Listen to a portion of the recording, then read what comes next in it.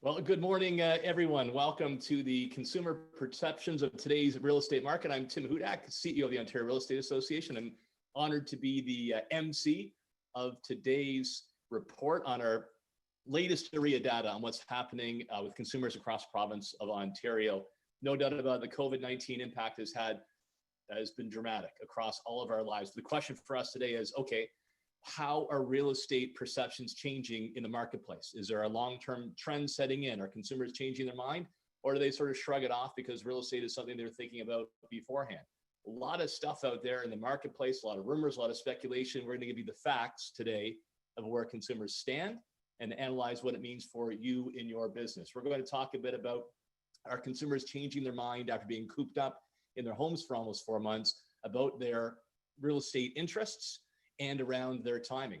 Is it true that people are looking to move to rural or suburban areas and out of cities, or is that nothing more than idle speculation in the short term? When consumers are engaging in the marketplace for open houses and showings, what they need to see from you, the realtor, when it comes to protecting their personal health and safety. And importantly, has the COVID pandemic impacted the timing of when they want to buy or sell a home?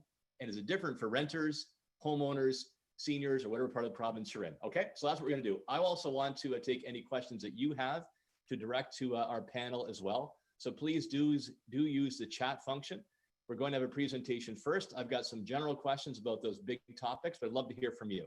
So anytime, please do go to chat, ask a question, and I'll try to get through as many as possible. So that sound good? Okay, perfect. Well, let me introduce our panel here today. First, well, the hardest working man in real estate, I'd like to say, Sean Morrison, who is the president of the Ontario Real Estate Association. He has been everywhere, well, virtually, if not in person, during the pandemic, showing very strong leadership of how to approach the COVID-19, how to maintain the highest levels of professionalism, the health and safety. Sean, of course, also broker and manager for Coldwell Banker Momentum Realty. And his goal as president is to make sure that Ontario leads North America when it comes to high professional standards and business opportunities for its members. Melanie Pichet, many of you will know as well, the Burrell team owner and broker, has a very popular blog as well, a very strong following in social media. Her goal is to make sure that sellers get top dollar for their home. Melanie joining us to give us her expertise in analyzing the numbers that come from this fella, Nick Nanos. Nick Nanos has been leading Nanos by the numbers for 30 years, despite his very young appearance. You will recognize Nick for not only helping out with us at AREA as a regular partner, but you see him everywhere. Wall Street Journal, The Economist, The Globe and Mail, CTV, Bloomberg News, across the board. Nick has a great familiar with real estate, has been in the field each month for us. You may have seen the data for May. We're now reporting back what we heard through June and into July. All right, so that's our expert panel. They'll walk through questions on the big numbers Nick's going to present. And again, send in through chat your questions for Nick, Melanie, or Sean, and I'll get them on the agenda as well over this next hour. I do also want to welcome a number of members of the media. Major outlets have joined us today, both in the general news as well as real estate. Thank you for your interest in this and getting the numbers firsthand. Okay, at this point, Nick, let's give it to you and walk us through your big findings through June and early July on what's happening in the real estate market. Super, thanks, Tim. What I'm going to do is unpack some numbers in terms of the latest survey that we've done for the Ontario Real Estate Association.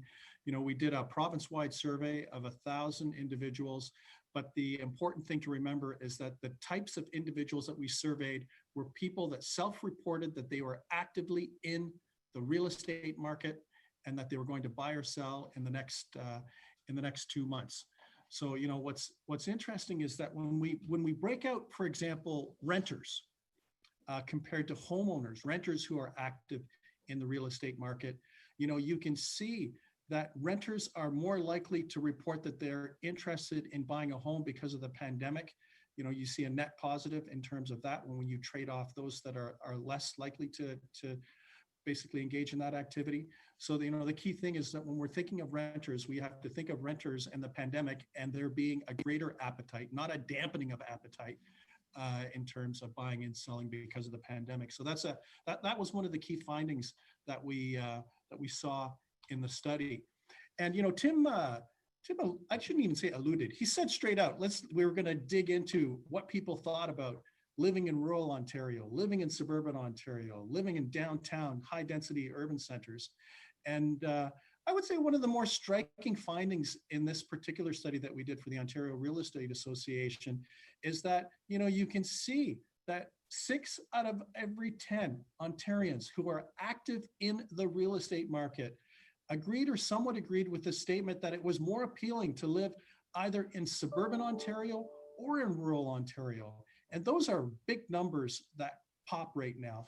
The other thing is when we think of the downtown, and the downtowns in many places have been kind of the epicenters where Ontarians and the Ontario government have been fighting the pandemic, you can see the level of appeal when it comes to living in a downtown high density urban area right now is not as strong as the suburban and rural. And maybe who knows, maybe it'll be like retro hour back in the 1970s under Premier Bill Davis, right? Where suburban Ontario and small community Ontario as kind of like the backbone and people looking at that. The big question is this short term? Is this long term? We won't know now, but we will be monitoring this, and we'll be able to get back to you probably in the fall with some new numbers to see whether the appetite for living in suburban Ontario and in rural Ontario is still much more appealing than it has been in the past.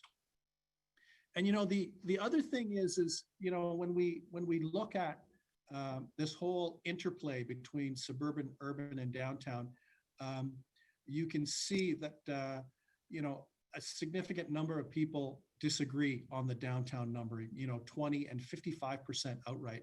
Actually, the suburban and urban numbers are fairly consistent right across the board in terms of the positive draw and impressions, but the views on downtown, definitely an outlier at this particular point in time.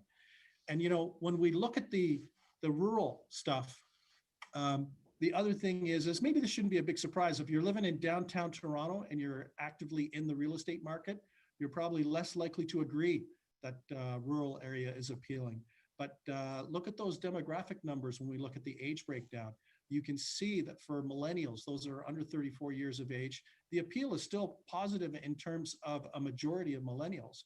But check out those numbers. Seniors, people that are over the age of 55 who are active in the market, more likely to have look at rural areas as appealing. Might speak to the type of customer that's looking at rural areas as an alternative to where they are right now. And when we think about appeal to living in a downtown setting, you can see that the highest number of disagreement with that is in Toronto. What does this mean?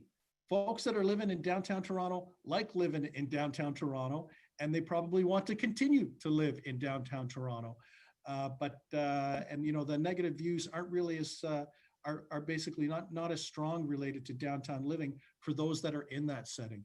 Perhaps one of the key takeaways here is there's a disconnect between reality and perceptions. If people are in downtown Toronto, they know that it's okay. But we're people that are not necessarily living in downtown Toronto and living in other parts of the province, perhaps there's a perception, whether true or false, that there's just a little less kind of a little more anxiety on that front. And on the suburban front, what's interesting is significant level of appeal if you're in the GTA. Even when you look at millennials, we think of millennials wanting that downtown lifestyle. Well, check out the age categories when it comes to appeal to living in the suburbs, where you can see that people that are under 34 years of age actually score higher in terms of appeal to suburbs compared to those that are over 55 years of age. So some interesting dynamics on that front. Tim talked about when is it a good time to list a home for sale, and also we unpacked to buy a home. And I guess we should probably say that it depends. The key number that jumped out here was the proportion that are unsure. You can see on this part of the transaction, 50% pretty well, or 1 out of every 2 people who are actively in the market were unsure. What does this mean for realtors? That means realtors, people are going to be looking to you to tell them and to give them advice on what they should be doing on the buy and sell front. That a significant portion of the market doesn't really have a firm opinion. And you can see that people are probably projecting Next year probably being a good time, but right now there's still a significant proportion that are up for grabs. Still a similar number when it comes to buying a home. About 4 out of every 10 are unsure.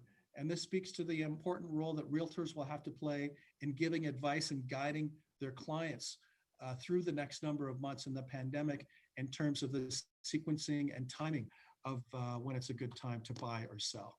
And we can't get through this without talking about masks, social distancing, all that kind of stuff, because we know that Ontarians are dealing with this in every single part of their lives, when they go to the grocery store, when they visit their local shops, and eventually when they'll be going back to school and work.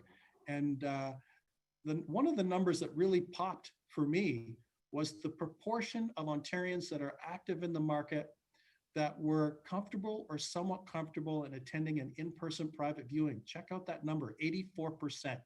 That's basically everyone, statistically pretty well. Significant level of comfort, still very strong comfort. 66% or 2 out of every 3 were comfortable or somewhat comfortable in attending an open house with other buyers. So still a majority, but not as strong as what I'll say the private viewing.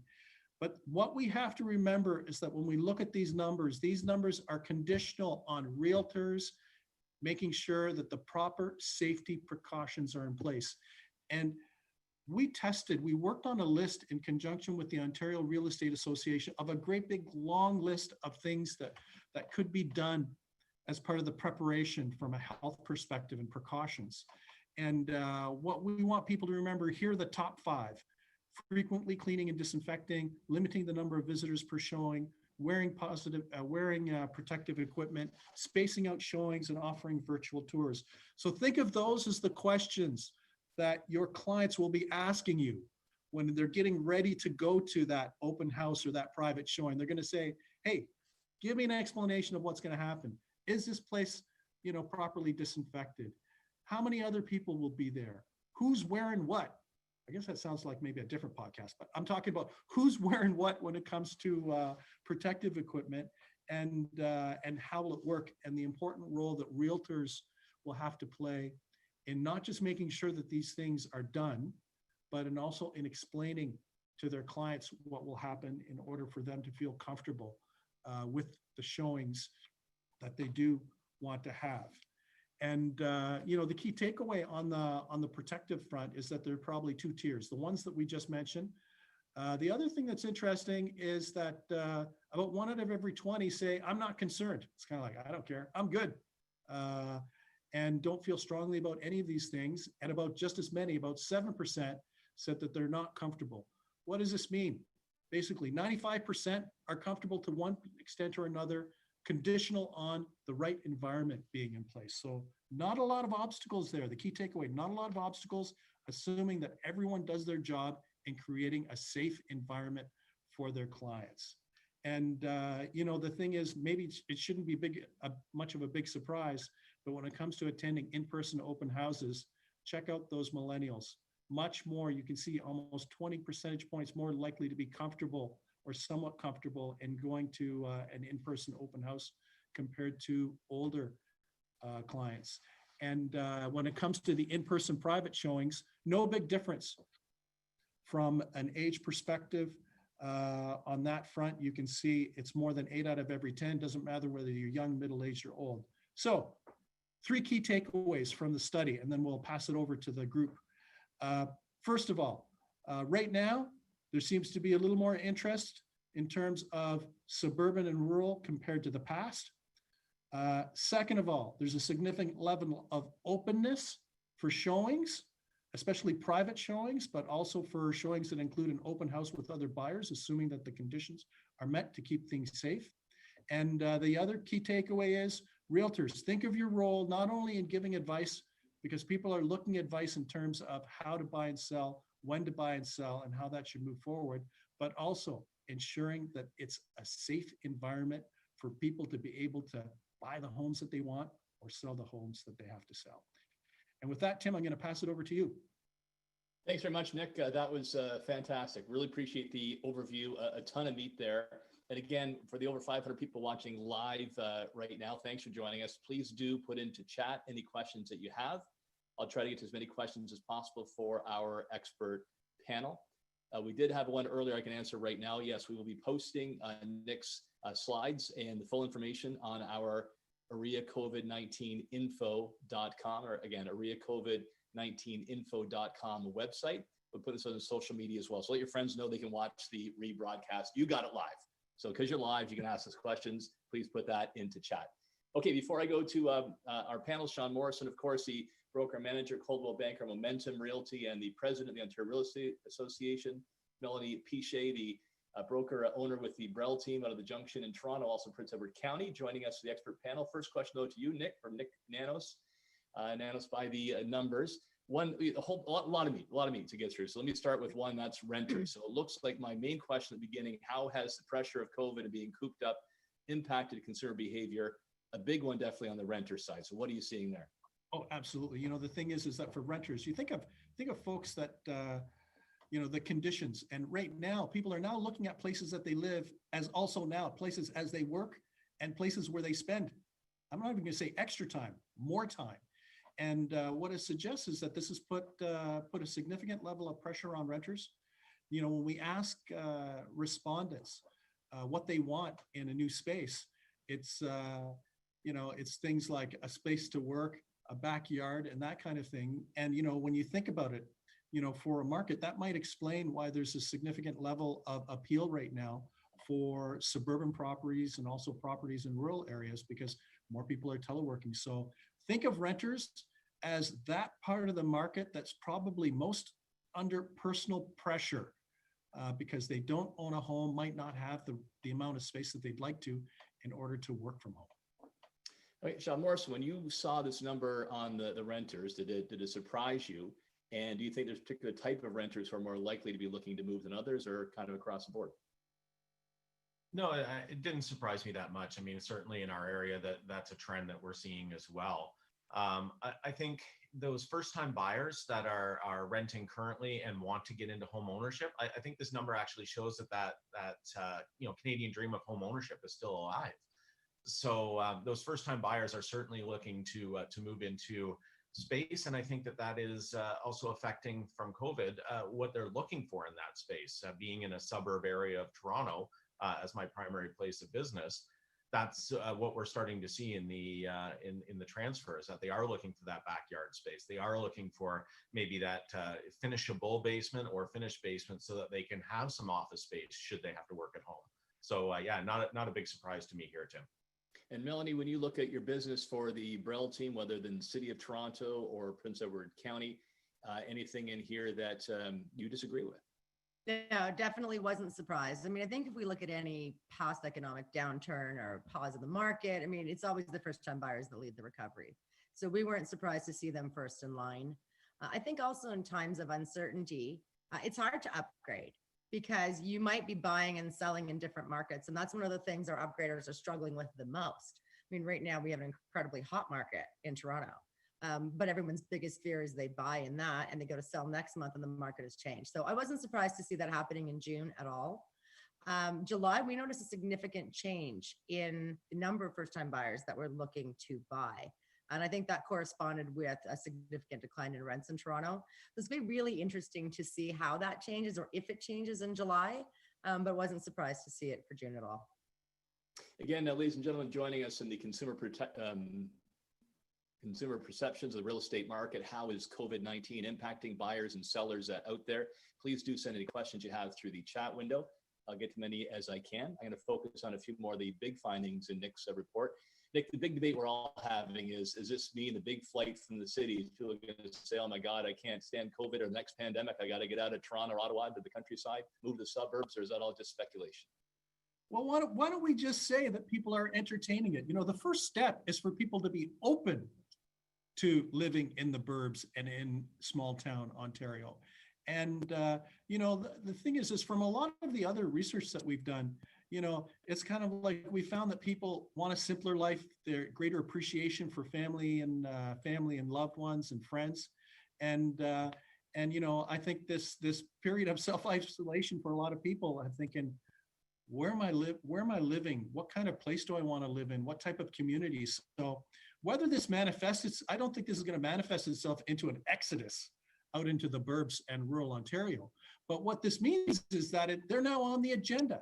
And I think for realtors, probably the key takeaway here is that realtors that can provide that experience that bridges downtown, suburban, rural, and through their colleagues and through their own networks are probably going to be at an advantage, because I'm not sure there are going to be as many people moving like 2 blocks to the left, because they're going to say, maybe I will move 2 blocks to the left, but how about the burbs, or how about small town Ontario? So I think strategically, realtors have to be thinking about how they are agile and flexible enough to meet this new potential dynamic, which if it manifests itself, who knows?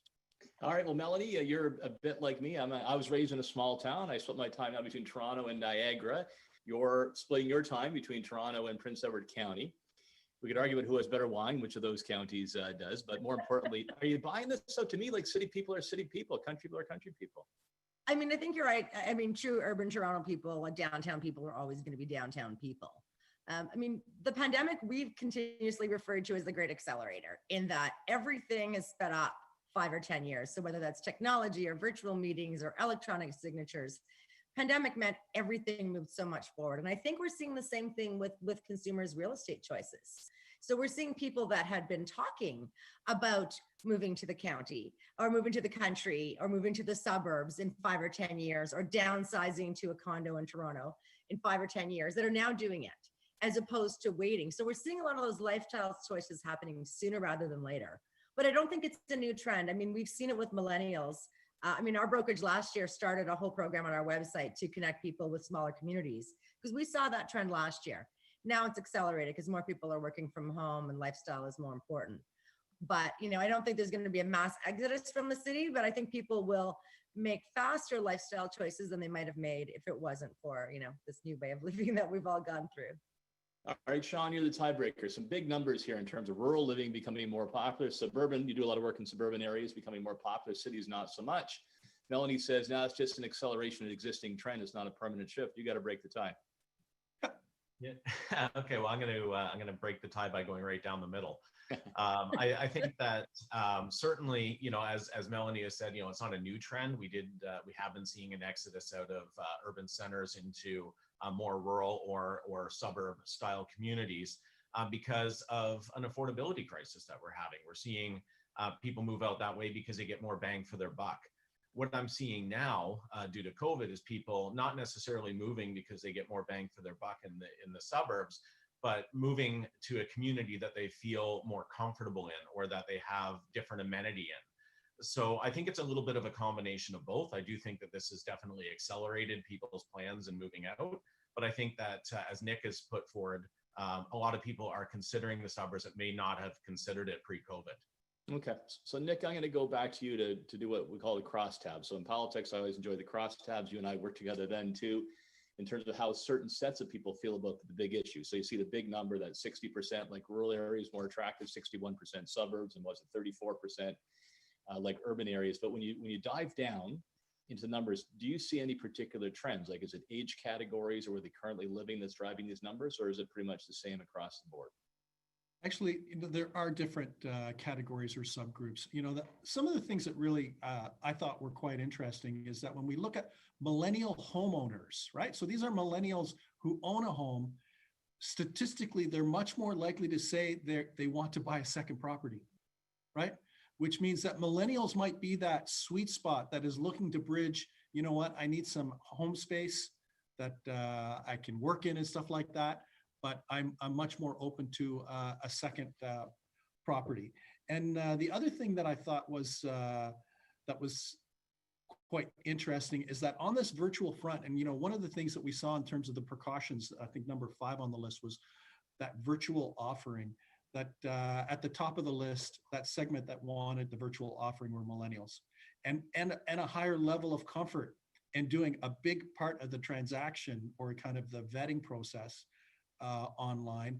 And, you know, this speaks to, you know, the importance of realtors again, because, you know, it's pretty clear that although people are comfortable virtually going through a lot of the experience, they're still going to need a realtor at some point in order to close the deal and to make sure that everything's okay. But that millennials, when you think of the future of the market, because millennials they will age and they will become more and more important over time. And they're also significantly important now. But thinking of the future, think of millennials and think of the mix between kind of the face-to-face interactions and the virtual interactions. And maybe I'll close with one last comment. Sure. Like we go to stores now, there's no browsing. It sounds like a Seinfeld episode. No browsing in the store. Go in the store and buy what you want to buy. It could be like that. And this could be like this for realtors, where they're just going to be fewer browsers, right? Fewer people that might not be as interesting. And that browsing is going to take place online. And when we get to those open houses and those private showings, those personal interactions, you're going to be dealing with people who are much more interested and basically qualified buyers. All right. So Melanie, no browsing for you as the show would go. But you wanted one last comment, and then I'm going to ask you, Melanie, I'll give you last comment on this. I want to switch also to how people are changing the type of home they're looking at. So why don't you close off this part of the debate? Sure. I mean, I think millennials are the ones to watch. They've always cared more about lifestyle.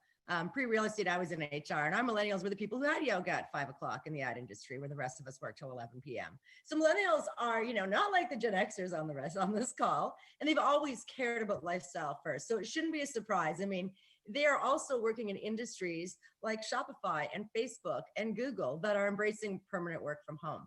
And I think that's going to be part of that shift to suburbia or to the country, because they can do their job from anywhere. We need to solve the internet problem that we have in Ontario, in rural communities. That's a big one.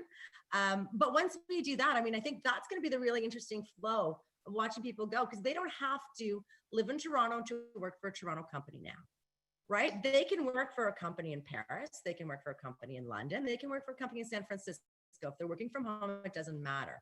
And that means they can live wherever they want. And millennials are going to love that, because that's always what they've been. Millennials have always embraced living. And us Gen Xers are learning to do that during the pandemic, but that's always what they've been about. And I think when it comes just to kind of bring in the point you're making about what people are looking at that's different, Sure. They're also valuing things like backyards.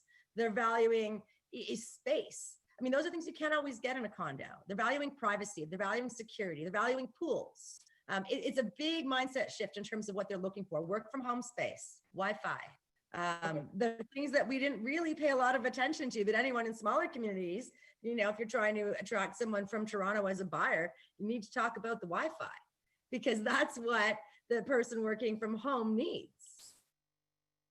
As a Gen Xer, I wonder what I was looking for back in those days. So I appreciate that comment, Melanie. So really working through topic 3 here. So number 1, that we saw a significant increase in renters who are looking to get into the home ownership as a result of COVID. That's coming through the data, 2 months running now. The other one was a shift in preferences towards suburban and rural. The other major one, Sean Morrison, is with respect to the types of homes. Melanie talked a bit about that. So this we saw in the May data, and we saw it now through the end of June, that 1 in 4 buyers who were in the market before COVID, now sort of during and post, are looking to get more space. So as a realtor and broker, how do you have these numbers that impact on your approach to the business? I mean, certainly you have to have the conversation, like most realtors will at the beginning, about qualifying what your client actually wants in a home. What we're seeing now is that trend has changed. So for instance, backyard space has become vitally important to people. So as they're going through, how livable is the backyard? As Melanie put earlier, pools, those have become more popular around our areas. We're not going on vacation right now. So people are really prioritizing sitting poolside this summer versus, traveling. So I think like anything, we're going to see some shifts in the trends of what people are looking for in their homes. We're seeing that, more and more people have spent a lot of time in their homes recently. So they know what they like and what they don't like about them. And what they're looking for in their next home might have changed. So bigger spaces, better outdoor space, and good walkable proximity to things has become really important in our area. All right, Nick, when you sift through the crosstabs, the numbers within the numbers, when it comes to that 1 in 4 that are looking for a change, their tastes have changed as a result of COVID in their home. What pops out at you as the biggest part of that trend? Well, the biggest part of the trend is more can I just say more? Everybody wants more. Actually, only 5.9% of, when we ask, renters and homeowners that are actively in the real estate market right now, and who said that their views have changed, only 5.9% said less. So maybe, okay, realtors that are on this call, drill this 4-letter word, like the right 4-letter word, more, into your head, because that's what they want to hear. How is there more space? How is there more outdoor space? How is the more fit into having a home office? And to think of people wanting more of everything right now, because you know what? People's homes and where they live is now a multi-purpose space. It's not just a place to sleep, perhaps eat every once in a while, and then to be in another place.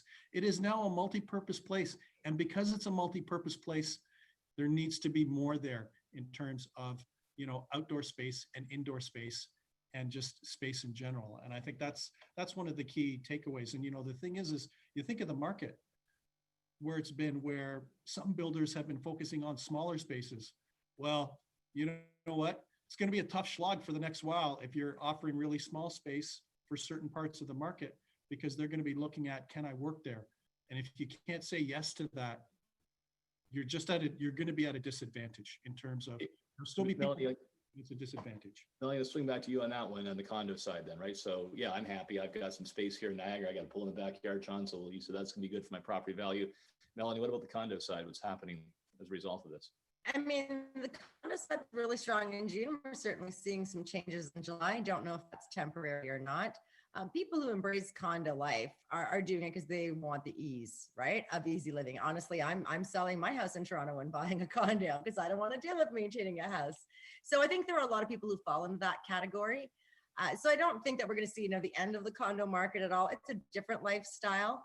I think a lot of what we can do when we're selling condos is we can't add a backyard to a condo, but we can certainly stage that second bedroom as an office. We can certainly focus on the shared terrace, the shared common space, and really highlight those features. We've changed so much of our staging and marketing to deal with some of these new wants and needs that we're seeing in the market. I mean, pre-pandemic, if our stagers had changed, a 3-bedroom house and staged the 3rd bedroom as an office, I would have lost my mind. Now it's all about get rid of that 3rd bedroom, put in an office. So I think as realtors, we can help people envision what life can be there with our staging, with the marketing, with the words that we use. So I don't think it's the end of the condo market at all. I think it's just how we position it. And it's a different market, but it always was. Right? The person who wants the house with the pool isn't the person who's happy in a condo, unless they have both. So Nick is showing his Generation X fruits by quoting both Seinfeld and then Billy Idol with more. So on the more theme, again, I'll start with Melanie and go to Sean right after. So then it's definitely going to be a seller's market, right? You've got people wanting more. They're looking to move around, limited inventory in the marketplace. So Melanie, what's your advice to buyers trying to cope in this type of marketplace? I mean, it's really hard right now. I mean, we've got an inventory problem, we have an affordability problem, and we have uncertainty, which is the big thing that is on everybody's mind. What's going to happen?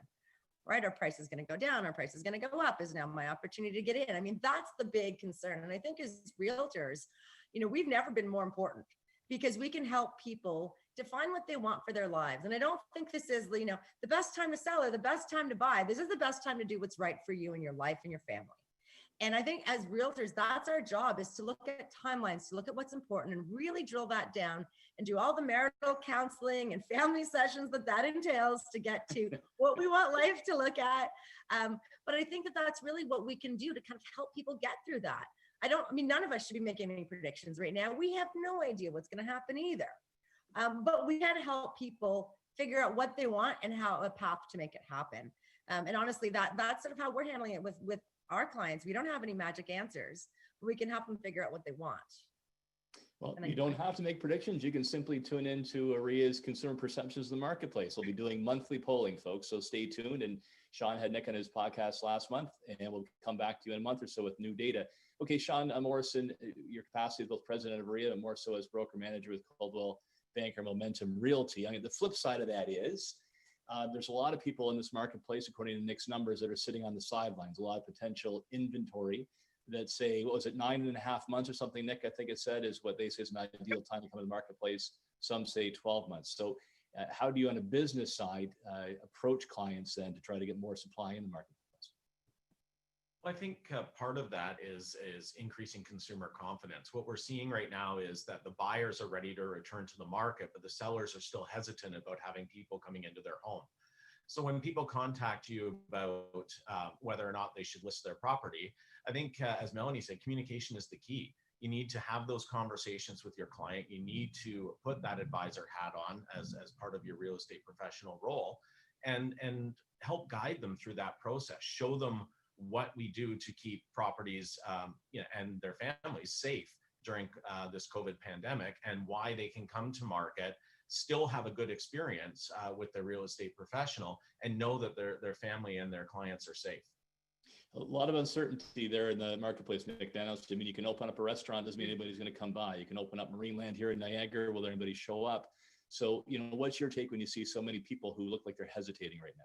Well, the other thing in the study that, the beauty behind a tracking study, we can track the change over time. So here's a number for everyone to chew on.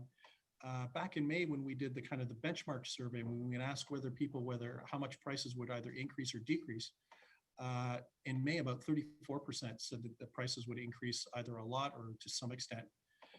Fast forward just 1 month later, and that 34% in terms of increase has jumped to 51%. So, these numbers are going to move as the market moves. And you have to think of, this level of comfort.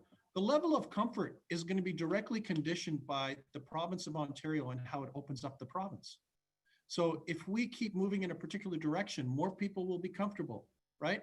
And the other thing that we know from the survey data is that there's an increasing number of people that believe that the prices will increase.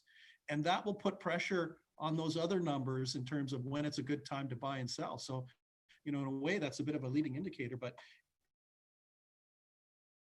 it suggests, at least the last 30 days, people are becoming a little more bullish in terms of prices rising. And I expect with that and the opening up the economy over time, that we might be able to get back to a normal within a certain period. It might not be as long as some people might fear. All right. So I want to get to my last topic, and that's around giving consumer confidence when they're coming into a home. But I'm going to throw the wild card question first.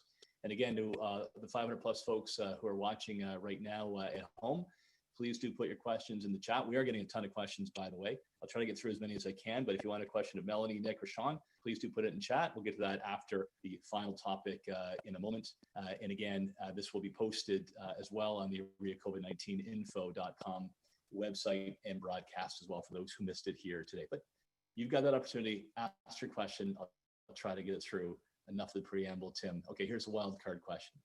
My mind always goes here. We got a problem. We got a lack of inventory. If you've got a lot of buyers in the marketplace, that could create a new affordability crisis, higher prices, fewer homes.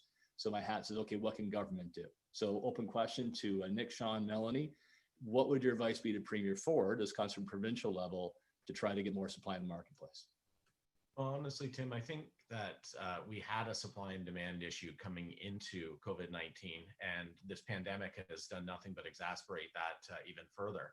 I think, moving along and getting approvals done quicker, bringing more product to market would be good.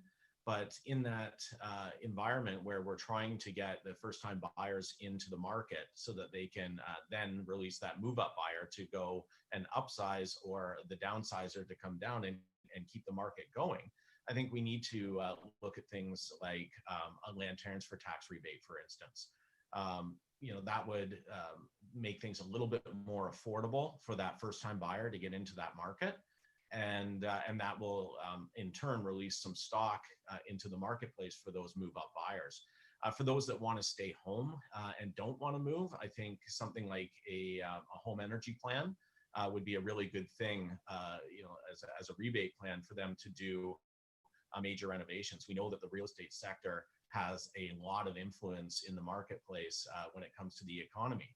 Something like $75,000, I think was the figure. Don't quote me on that. I'm pretty sure that was the one I saw in the study. Spins out from every real estate transaction in things like ancillary services, going to Home Depot to pick up your supplies to paint your house and that sort of thing, and hiring of other professionals. So I think those would be three really good places to start to kind of spur the real estate sector to help pull with it the economy as we come out of COVID-19.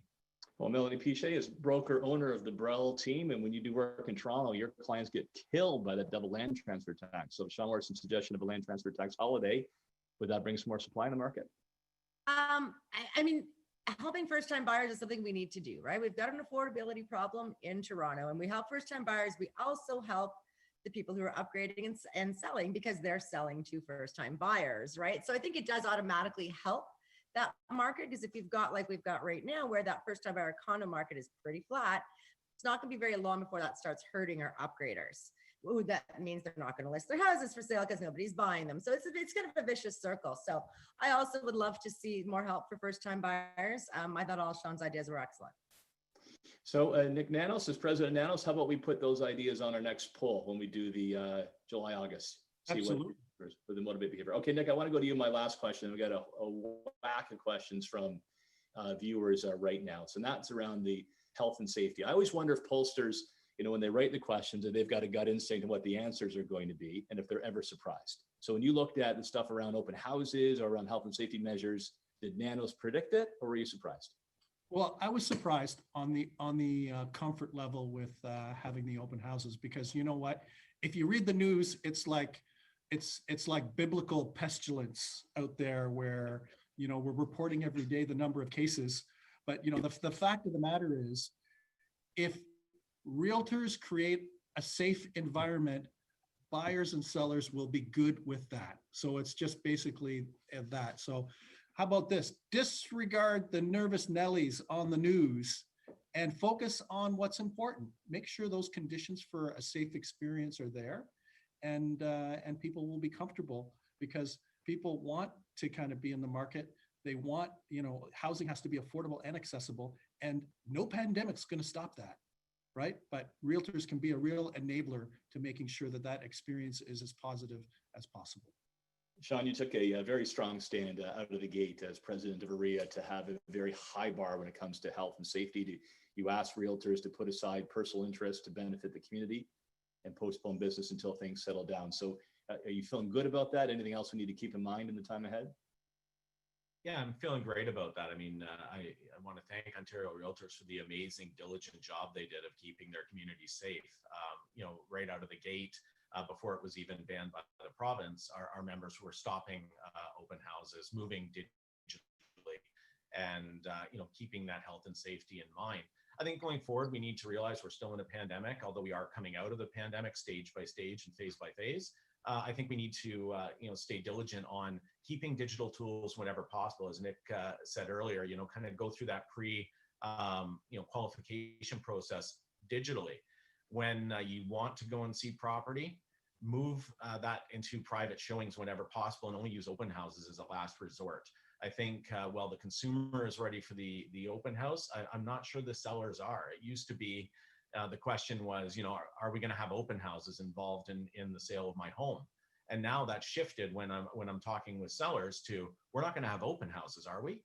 So that has really been a shift from the seller side, because people are going to be coming through their home and they want to make sure that they're qualified and screened before coming in. So if we are going to that last resort of an open house, I would suggest that we do have some guidance on that on our areacovid19info.com site.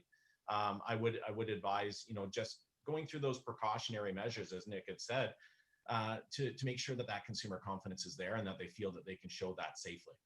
Melanie Pichet, you were a very strong leader on your Facebook group, Toronto Real Estate 2.0, as well as your well-read blog on making sure that high standards are set around health and safety.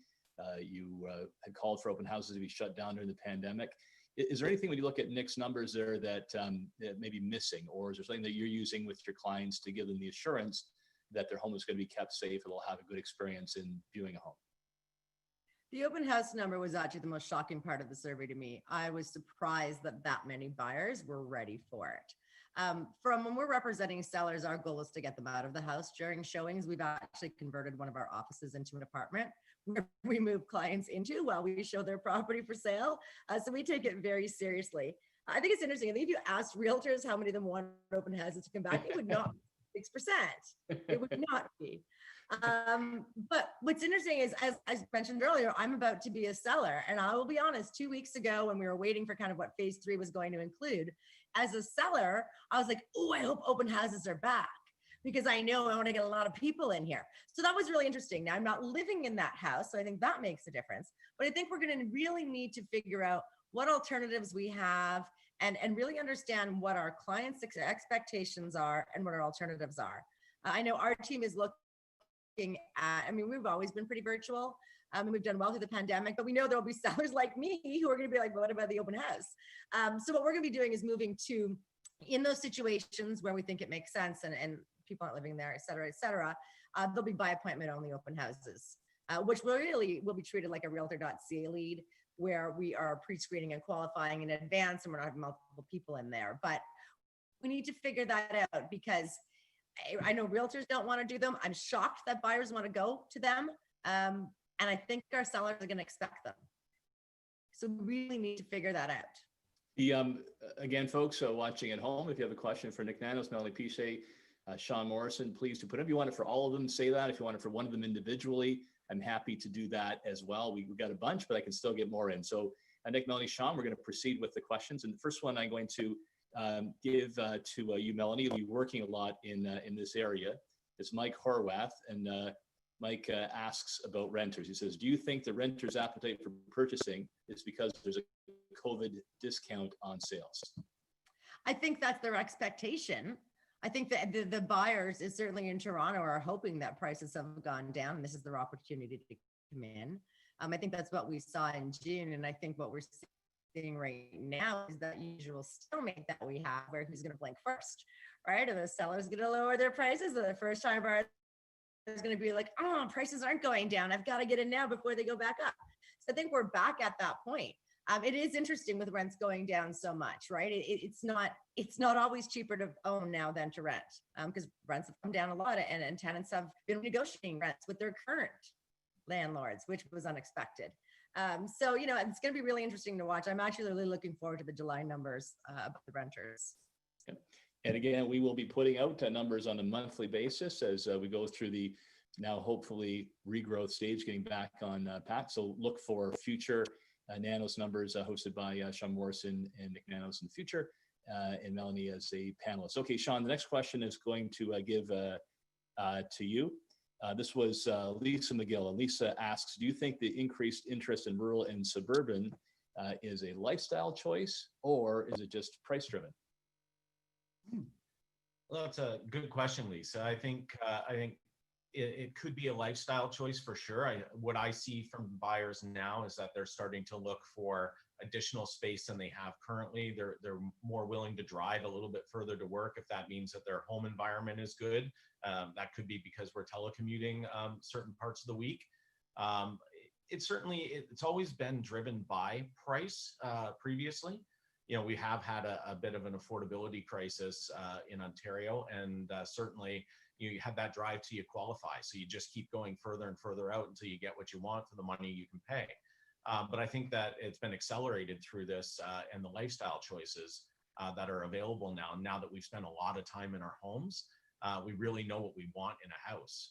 I know for me, I don't think I've ever spent this much time in my backyard. So I think that's important to people, is having that backyard space. And as a result, you know, to afford that extra space, you've got to move a little bit further out. So I think it's a little bit of column A and a little bit of column B here. All right, Nick, when you look through your columns A, B, and C and otherwise, do you think this is a lifestyle choice, or do you think it's just, hey, I can get a cheaper place and I can work from home? It's both, but I would hazard to say that it's different depending on who it is.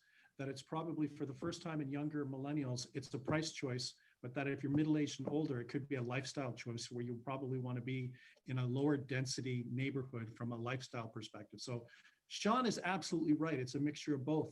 But I think when we're looking at the type of customer that you have, one, it kind of be kind of like Donnie and Marie, kind of a little bit country, a little bit of rock and roll. One might be a little more country, one would put a little bit of rock and roll. And there might be just both of those things at play, but one of those, either price or lifestyle, being predominant as one of the drivers, depending on the generation that you're part of. Now, what color are Donny Osmond's socks? Oh man, well, I never looked at his socks. Oh, come on.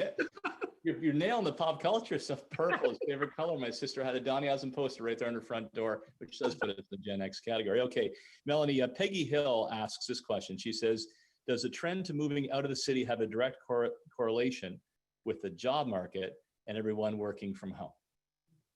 I think it's definitely part of it. I mean, I think as Sean and Nick were talking about, I mean, there's an affordability piece to it for sure. I mean, I look at my house in Toronto, which is worth 3 times my house in Prince Edward County, and my pool cabana here is the same size as my house in Toronto. Right. So there's an affordability thing. It literally is the same footprint. There's an affordability piece there, and then there's a lifestyle piece to it. And certainly we've been running our brokerage from Prince Edward County for the last 4 months, literally without a hiccup. More people get comfortable with that, I think there will be a direct link. We work a lot with technology and communications clients. That's the bulk of our clients. And we often will be like, okay, let's look in Toronto and let's look somewhere else. And we partner up with another local realtor somewhere. And it's amazing to kind of see what they decide to do. And the pandemic certainly sped that up because now they didn't have to worry about commuting. They didn't have to be 1 hour from Toronto. So I think it's going to have a huge impact on it. And as we see what happens in the commercial space and the companies that, walk away from their leases or decide to work from home is the way to be, I think we're going to see that trend increase. And Sean, on a similar note, Michael D. Pasquale sends in a question. He says, what about what the CEO of Brookfield is saying? He's saying that offices are leasing up more space to bring people back but remain distant. Is working from home an overestimation and a fad, or do you actually think it's a long-term trend? Well, I think again, I'm gonna answer that with a column A and column B scenario. Is some places you can't telework. You need to have them in building, and you need to have those workers return to the office. So in that scenario, what we're seeing is that exactly that. They're leasing up a little bit more space. They're making sure that people can remain socially distanced, prepping the workspace for a pandemic type scenario to keep people, properly distanced apart and safe. For other companies, tech companies, for instance, I think Melanie mentioned Google earlier, is looking at a permanent work from home scenario. So realistically, I think that you're going to see both in the environment. I don't think there's going to be a mass exodus and empty office buildings all over Toronto. But at the same point, I think that those that can work from home are opting to do so. So it'll be interesting to see how it plays out long term. We've had a ton of questions here. Melanie, I'll throw this in because I think it's related. A whack of them around the CMHC's prediction that prices could fall as much as 18%. Is that fiction? Do you think that actually could happen related to this trend? Go ahead. We can make up 1,000 different predictions. I don't think anything means anything unless somebody was around in 1918 in the last pandemic and can predict that things are going to go the exact same way.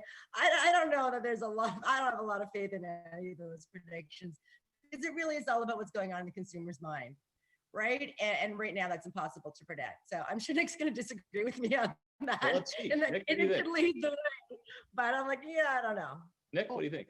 I'm not going to disagree. Actually, I remember looking at stats. So this is how pathetic I am. I remember looking at stats on housing prices in the Depression, because this was one of the questions that I had is kind of like, so was like real estate obliterated during the Depression? Because we hear about, tumbleweeds and all that kind of stuff. And I remember being quite surprised. I think the price of real estate, at least the stat that I saw in the United States of homes, actually only went down about 10 or 12% in the Depression. And just think, that's the benchmark of badness, why don't we say, when it comes to real estate. So now, will there be variations in different markets? Absolutely. But the thing is, we see variations now in the price of homes, positive and negative, and they're very market dependent. So, I'm just thinking 18% sounds high. There could always be an instance of an outlier, but looking at the historical trend for real estate in the last 80 years, if it ever got to 18%, it would be an outlier based on the historical trend. All right, I'm going to do this question, and I'll remind folks, we have about 5 minutes left, and I am going to have each of our panelists give a 1 minute close. and ask you, I'll give you a preview so you can think about it.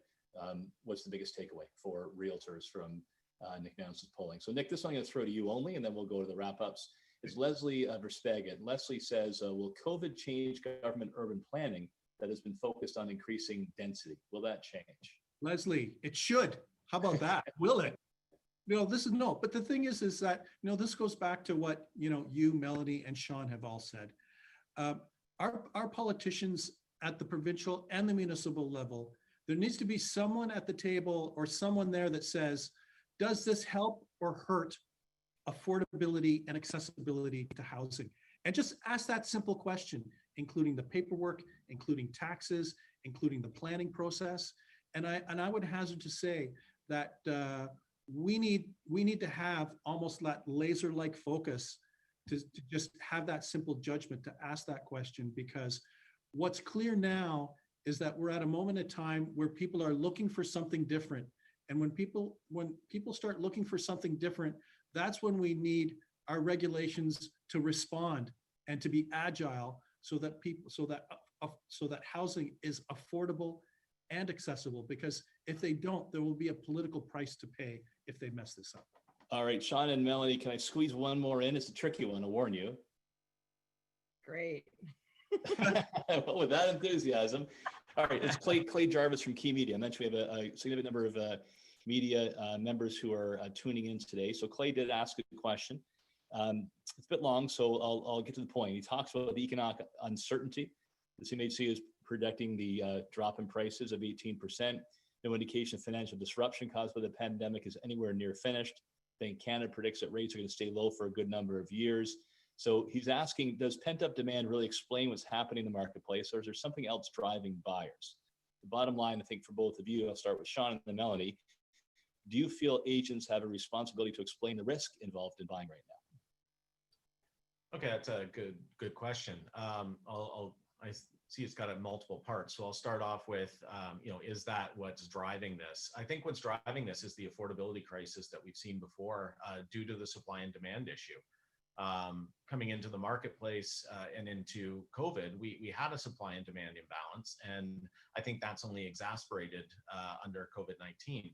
So realistically, with a lack of supply and increased demand, you're going to see those prices start to increase. And whether or not that's a long-term thing or not remains to be seen.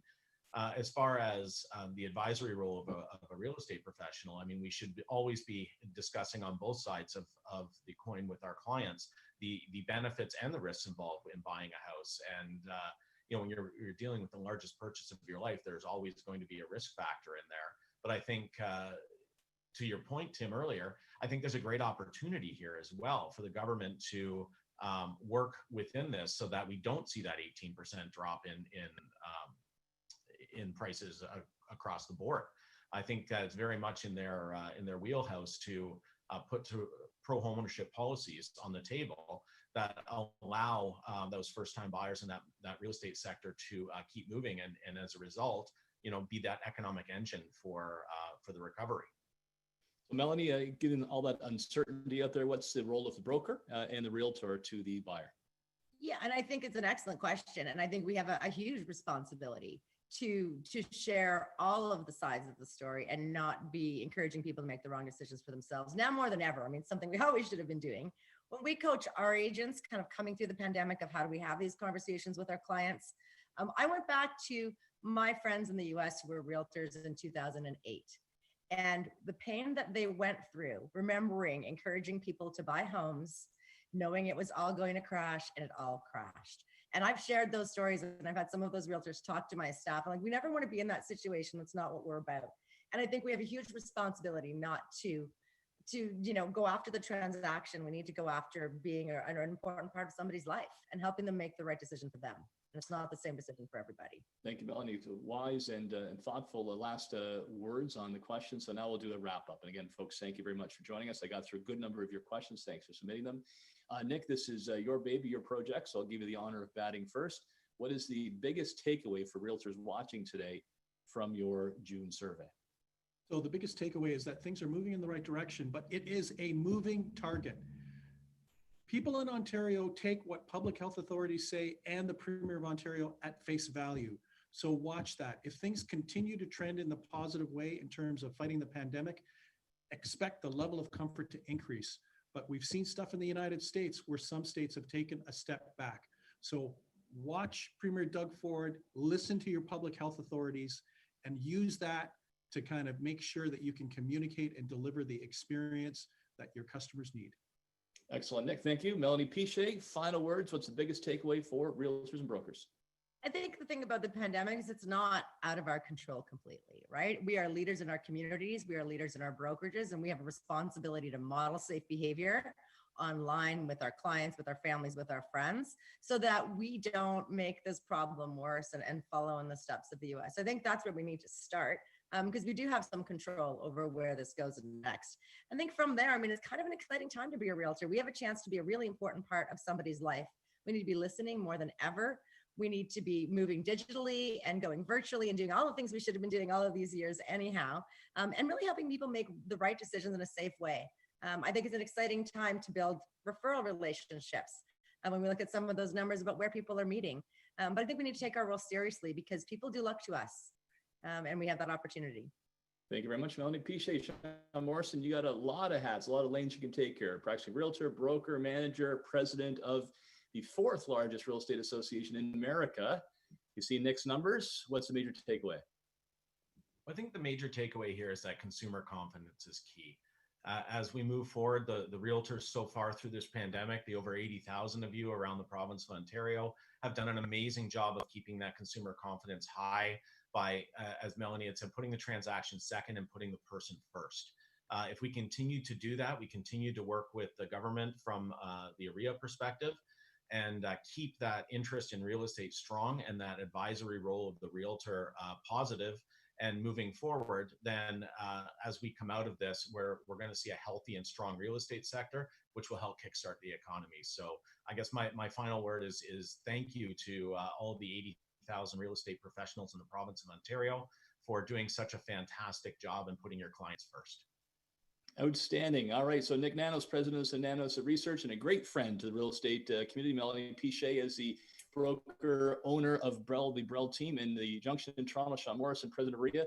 Thank you very much for sharing your views on this important research and an excellent analysis of those numbers. And to all of you watching at home, thank you very much for tuning into this. If you liked it, we're going to do it again. Monthly rolling polling on consumer perceptions in the real estate market. And also, if you like this show, please do let your friends know about it. We'll be streaming it across social media and through our website in the time ahead. Thanks for your time today, your awesome questions, and have a great day.